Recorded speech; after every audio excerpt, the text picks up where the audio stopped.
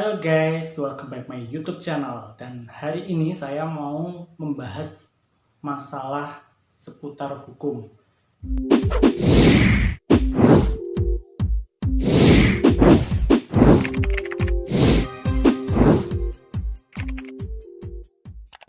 Jadi bagaimana kita menyelesaikan sebuah perkara ketika kita menghadapi sebuah masalah, itu cara mudahnya untuk menyelesaikan perkara tersebut seperti apa.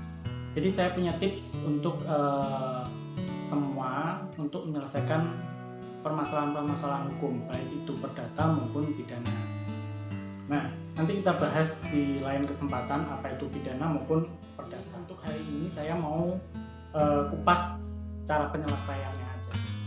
Jadi sebenarnya banyak alternatif ya untuk menyelesaikan masalah hukum ini.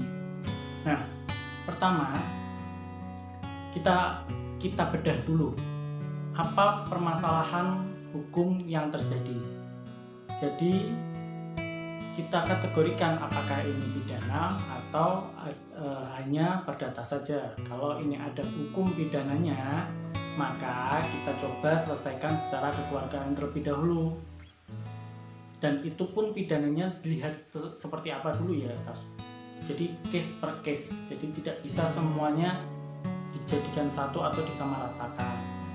Nah, kalau ini masalah pidananya, misalnya pencemaran nama baik atau hal-hal yang menyangkut tidak ada kerusakan atau akibat dari masalah tersebut, maka itu bisa diselesaikan. Atau anak misalnya melakukan pencurian misalnya, dan yang diambil itu hanya hal-hal yang sepele seperti itu. Jadi itu bisa diselesaikan secara kekeluargaan. Caranya yaitu pertama melalui mediasi. Jadi temuin dulu pihak yang merasa dirugikan untuk segera diselesaikan secara kekeluargaan. Maka kalau sudah ada titik temunya atau win-win solution, itu dituangkan dalam bentuk perjanjian perdamaian. Jadi bikin perjanjian perdamaian, tanda tangan, dan disaksikan oleh dua orang saksi.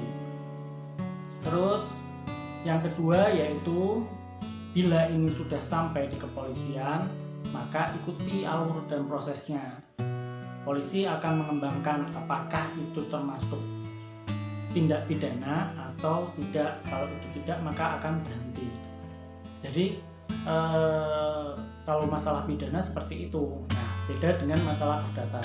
Kalau masalah perdata biasanya ada kaitannya dengan hutang piutang, ada kaitannya dengan perbuatan melawan hukum. Nah, ini penyelesaiannya sangat amat mudah sebenarnya. Jadi kalau keperdataan ini setiap step atau setelah jadi ada dua tahap, ada dua step. Yaitu pertama non litigasi atau di luar pengadilan, yang kedua adalah litigasi atau di dalam pengadilan. Nah, di non litigasi ini banyak alternatifnya, banyak cara-caranya untuk menyelesaikan. Yaitu salah satunya yaitu dengan perdamaian. Nah, perdamaian ini ketika itu sudah diambil kesepakatan kedua belah pihak, mau itu direstruktur atau diperpanjang hutangnya atau meringankan untuk membayar atau cara lain yang mungkin bisa ditemukan kan gitu antara kedua belah pihak yang sampai akhirnya dicapai kesepakatan bahwa harus dilunasi seketika atau minta tenggang waktu beberapa bulan untuk menyelesaikannya. Nah, itu dituangkan dalam bentuk perjanjian perdamaian yang akhirnya membuat kesepakatan antara kedua belah pihak. Nah, nanti syarat-syaratnya perjanjian harus juga termuat dalam perjanjian itu sendiri. Nah, jika itu sudah masuk ke ranah pengadilan atau dalam hal ini ada gugatan, maka sama seperti halnya non litigasi, hanya saja ini prosesnya melalui pengadilan. Kalau keperdataan ini setiap tahap atau proses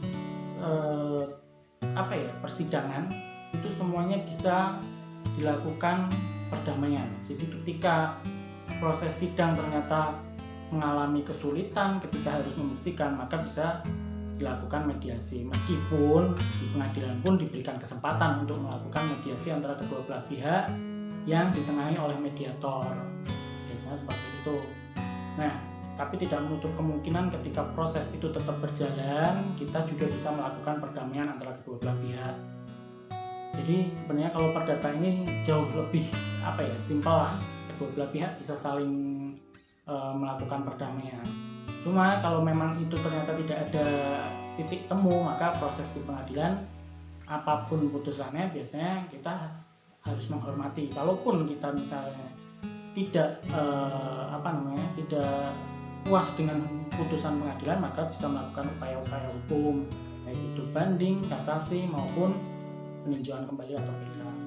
Penyelesaian perkara seperti ini sebenarnya solusinya adalah menemukan atau mendapatkan rumusan untuk kedua belah pihak ini bisa saling legowo. Sebenarnya bukan menang-menangan di pengadilan kan gitu. Tujuannya adalah salah satu pihak tidak dirugikan dan pihak yang lain juga tidak merasa kedatangan gitu. Permasalahan hukum ini bisa dicarikan solusi kan gitu. Bila kita atau sebagai masyarakat umum yang awam masalah hukum, maka alternatifnya kita bisa melalui penasehat hukum gitu atau pengacara. Nah, penasehat hukum ini kita bisa konsultasi terlebih dahulu kan gitu. Jadi untuk menyelesaikan suatu perkara yang kita tidak menguasai atau kita tidak pahami, maka kita bisa konsultasi melalui penasehat hukum. Kantor hukum itu banyak sekali dan itu pun ada berbagai macam. Kalau untuk masyarakat yang tidak mampu, maka bisa melalui lembaga bantuan hukum atau LBH. Nah, LBH ini pun kita bisa dibantu secara cuma-cuma bila kita memang termasuk warga yang benar-benar membutuhkan pendampingan hukum secara gratis atau dianggap bahwa kita tidak mampu. Nah, itu mulai dari konsultasi sampai penyelesaian perkara melalui pengadilan itu semuanya gratis. Jadi sebenarnya kita sudah amat sangat dimudahkan gitu.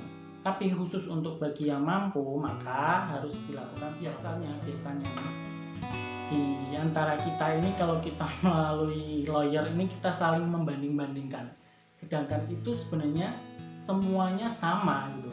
Semuanya sama, cuman caranya itu memang setiap advokat masing-masing berbeda. Jadi kita tidak bisa membandingkan satu advokat dengan advokat yang lain seperti apa kan gitu.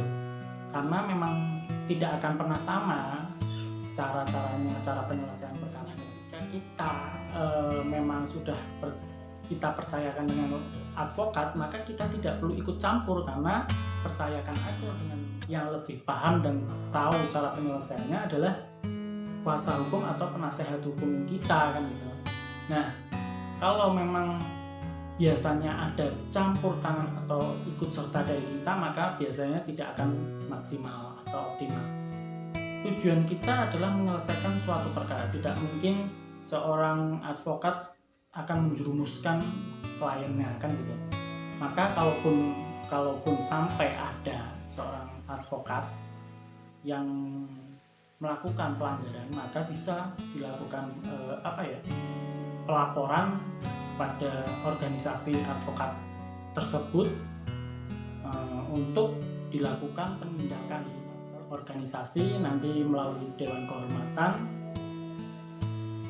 atau Dewan Pengawas yang kemudian akan dirumuskan sanksi hukum terhadap advokat yang bermain tidak fair. Kesimpulannya nih, kalau kita memang menyelesaikan suatu perkara dan kita menguasainya, maka kita bisa lakukan sendiri. Tapi kalau memang kita tidak bisa atau tidak punya kemampuan untuk menyelesaikan perkara tersebut sendiri, maka ya alternatifnya bisa melalui penasehat hukum atau kuasa hukum. Nah, itu mungkin yang bisa saya sampaikan terkait cara mudah penyelesaian suatu permasalahan hukum. Jadi itu saja dari saya.